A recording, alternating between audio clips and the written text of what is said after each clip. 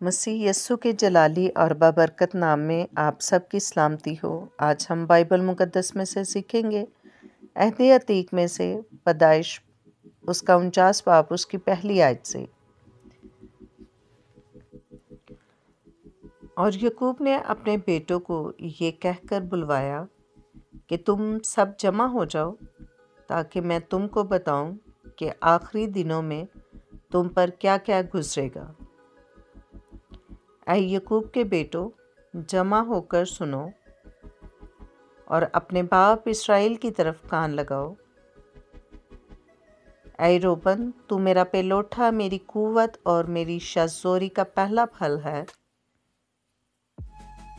तू मेरे रोब की और मेरी ताकत की शान है। तू पानी की तरह बेसबात है, इसलिए तुझे फजीलत नहीं मिलेगी, क्योंकि तू अपने बाप के बिस्तर पर चढ़ा। तूने उसे नजिस किया। रोबन मेरे बिछौने पर चढ़ गया। शमाऊन और लावी तो भाई भाई हैं, उनकी तलवारें जुल्म के हथियार हैं। ऐ मेरी जान, उनके मशवरे में शरीक ना हो। ऐ मेरी बुजुर्गी, उनकी मजलिस में शामिल ना हो, क्योंकि उन्होंने अपने गज़ब में एक मर्द को कत्ल किया और अपनी खुदराई से बैलों की कूचें काटी।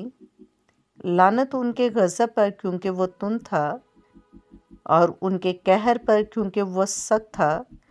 मैं उन्हें यकूब में अलग अलग और इसराइल में परगंदा करूँगा। ऐ यहूदा, तेरे भाई तेरी मदद करेंगे। तेरा हाथ तेरे दुश्मनों की गर्दन पर होगा।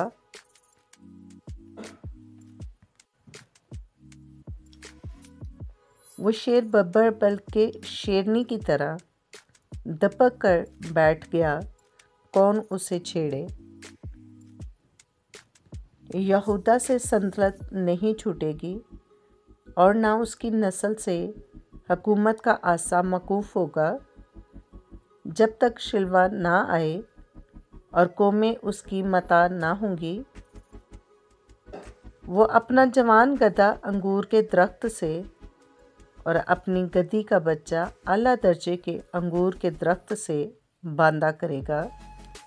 वो अपना लिबास मैं में और अपनी पोशाक आबे अंगूर में धोया करेंगे।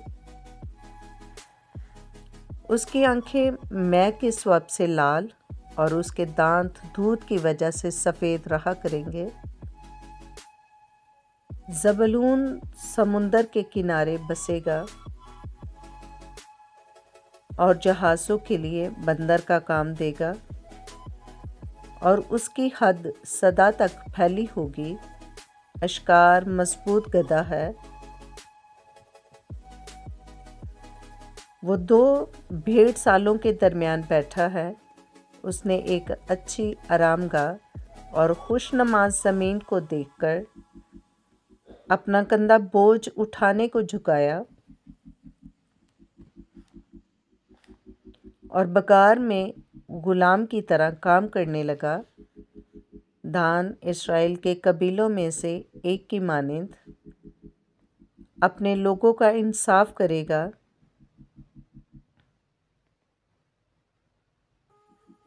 दान रास्ते का सांप है, वो राह गुजर का इफ़ी है, जो घोड़े के अकब का ऐसा डसता है कि उसका सवार बछार खाकर गिर पड़ता है। ऐ खुदावंद, मैं तेरी नजात की राह देखता आया हूँ। जद पर एक फ़ौज हमला करेगी, पर वो उससे दुनबाला पर छापा मारकर मारेगा। आशर नफीस अनाज पैदा किया करेगा और बादशाहों के लायक लजीज अशिया मुहैया करेगा। नफ्ताली ऐसा है जैसे छुई हुई हरनी, वो मीठी मीठी बातें करता है। यूसुफ एक फलदार पौधा है, ऐसा फलदार पौधा जो पानी के चश्मा के पास लगाया हुआ हो और उसकी शाखें दीवार पर फैल गई हों। तीर अंदाजों ने उसे बहुत छेड़ा और मारा और सताया, लेकिन उसकी कमान मजबूत रही और उसके हाथों और बाजुओं ने याकूब के कादिर के हाथ से कुव्वत पाई। वहीं से वो चट्टान उठा है जो इसराइल की चट्टान है। ये तेरे बाप के खुदा का काम है जो तेरी मदद करेगा, उसी कादिर मुतलक का काम जो ऊपर से आसमान की बरकतें और नीचे से गहरे समुंदर की बरकतें और छातियों और रहमों की बरकतें अता करेगा। तेरे बाप की बरकतें मेरे बाप दादा की बरकतों से कहीं ज़्यादा हैं और कदीम पहाड़ों की इंतहा तक पहुँची हैं।